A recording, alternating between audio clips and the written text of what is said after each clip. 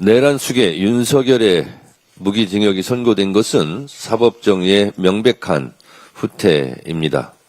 12.3 비상계엄을 내란 행위로 인정하고 내란 우두머리에 해당하는 죄값 중 최저 형량이라도 선고했다는 것을 제외하면 결과와 내용면에서 모두 부족했습니다.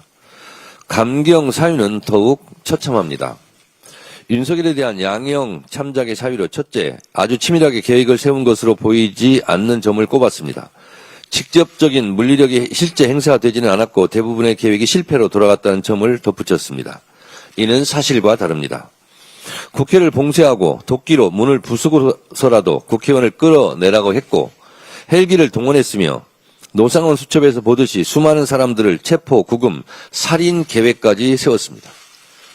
이것이 성공했다면 저도 이 세상 사람이 아니었을 것이고 이재명 대통령은 물론 김민석 총리, 박찬대, 우원식 등 많은 사람들이 죽었을 것입니다. 계엄의 요건을 만들기 위해 북한으로 무인기를 보냈습니다. 얼마나 치밀했습니까? 사전에 계엄을 경고한 민주당, 국회로 달려온 시민들, 헬기 진입을 막은 김문상 대령, 서강대교를 넘지 말라는 조성현 대령 등 12.3 내란의 밤은 헌법과 민주주의 수호를 위해 맨몸으로 맞섰던 시민들과 소극적으로 행동한 군인들의 용기 덕분에 실패했을 뿐입니다. 헌법재판소 윤석열 파면 판결문 내용에도 이렇게 나와 있습니다. 12.3 내란이 실패한 것은 윤석열의 치밀한 부족이 아니라 시민들의 적극적 행동 덕분입니다. 그래서 대한민국 국민이 노벨평화상 후보로 추천까지 된 것 아닙니까? 다음으로 나열된 양형 참작 사유는 더욱 황당하기 짝이었습니다. 다른 범죄 경력이 없고 장기간 공직에 있었으며 65세의 비교적 고령인 점을 들었습니다. 비교적 고령인 65세 대목에서 실수가 터졌습니다. 윤석열이 55세였다면 사형을 선고했다는 말입니까? 79세 고령인 한덕수 전 총리에 대한 선고에서도 내란 행위는 고령이라도 엄한 처벌을 하는 것이 타당하다며 양형의 나이를 고려하지 않았습니다. 다른 범죄 이력이 없고 공무원이라 감경했다고요?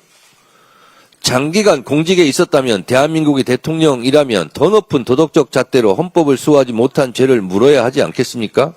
더욱 국법을 지켜야 하지 않겠습니까? 이런 이유로 가중처벌해야 되는 것입니까? 다른 범죄 경력이 없다. 초범이라는데 내란에 재범이 있을 수 있습니까? 참으로 황당합니다. 내란을 직접 계획했고 민주주의 헌정질서, 국가 경제와 대외 신인도에 심각한 타격을 입혔으며 선량한 시민들을 고통에 빠뜨리는 등 막대한 사회적 비용을 초래한 점, 재판 과정에서 특별한 사유 없이 출석을 거부하며 일말의 반성조차 보이지 않은 점, 이런 것들은 어째서 양형에 참작하지 않았습니까? 어제 윤석열이 무기징역을 선고받았던 그 법정은 30년 전 전두환이 사형을 선고받았던 바로 그 법정입니다. 전두환은 대통령 신분이 아니었을 때 아래로부터의 내란을 일으켰고 윤석열은 대통령 신분으로 위로부터의 내란, 즉 친위 쿠데타를 일으켰습니다. 한덕수 재판을 맡았던 이진관 부장판사도 판결문을 통해 밝혔듯이 12.3 내란은 위로부터의 내란에 해당하며 그 위험성의 정도가 아래로부터의 내란과는 비교할 수 없을 정도로 크다고 했습니다. 전두환보다 더 악성인 내란이기에 전두환보다 더 엄한 벌을 내려야 했습니다. 전두환도 1심에서 사형을 선고받았는데 윤석열에게 무기징역이 선고된 것은 사법정의 역사적 후퇴의 다름 아닙니다. 판결은 지기현 부장이 했지만 지기현 판사는 역사 법정에서 결코 자유롭지 못할 것입니다. 오늘의 죄를 벌하지 않는 것은 내일의 범죄에 용기를 주는 일이라고 했습니다.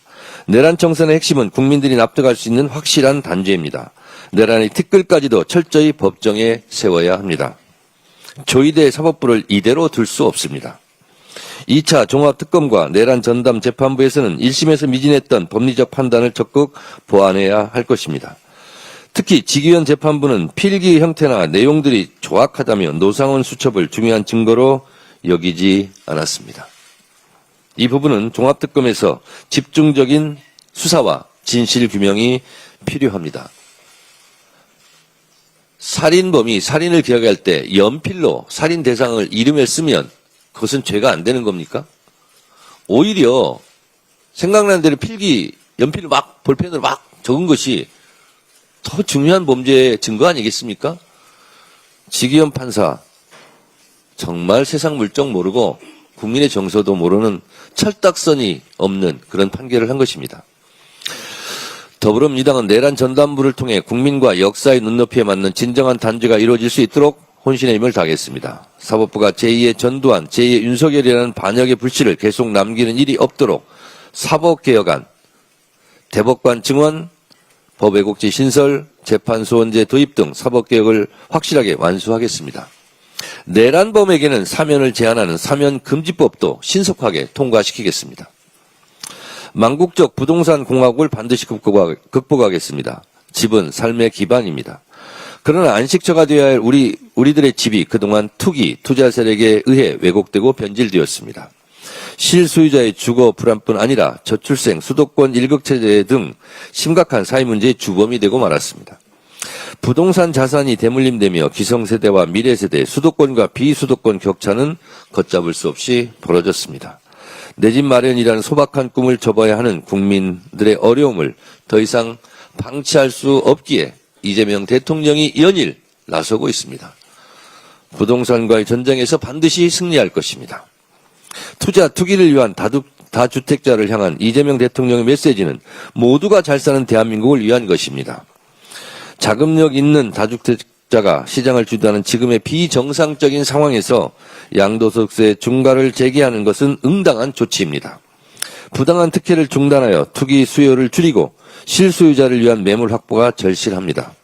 우리는 지금 망국적 부동산 문제 해결, 국민의 보편적 주거권 확보를 위해 결단해야 합니다. 이재명 대통령은 사회 악은 다주택자들이 아니라 다주택이 돈이 되게 만드는 정치인에게 있다고 했습니다. 정확한 지적입니다. 정치인의 한 사람으로 저 역시 오늘의 아픈 현실의 책임을 통감합니다. 집은 투기 대상이 돼서도 안 되며 부동산 투기를 이용하는 정치인에게 표가 돼서도 안 됩니다. 말이 아닌 행동으로 책임을 다하겠습니다. 부동산 감독원을 신속히 처리하고 충분한 주택 공급으로 서민 주거 안정에 앞장서겠습니다. 이재명 정부의 부동산 정책을 든든히 뒷받침하여 부동산 공화국 극복이라는 과제를 반드시 완수하겠습니다. 국민의힘 장동혁 대표에게 요청합니다. 세간의 언론 보도에 집이 6채란 말이 나옵니다. 사실인지 아닌지 본인이 잘 알 것입니다. 최근에는 부모님까지 들먹이면서 울먹였다는 보도를 제가 보았는데 울지 마세요. 그리고 부동산 청산하시기 바랍니다. 지금 다주택자 문제로 지금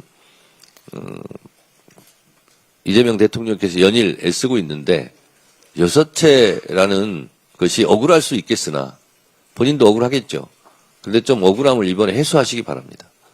부동산 정책에 협조해 주시기 바랍니다. 국민의힘도 투기 세력에 대한 옹호를 멈추고 공당으로서 책임을 다해야 합니다. 가짜뉴스로 국민을 갈라치고 시장 심리를 자극하는 행태는 국민의 불안만 키울 뿐입니다. 아무런 대안도 없이 반대 입장 만들어 놓을 때가 아닙니다.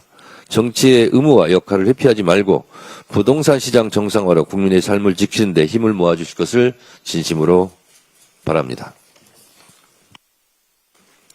네, 다음은 한병도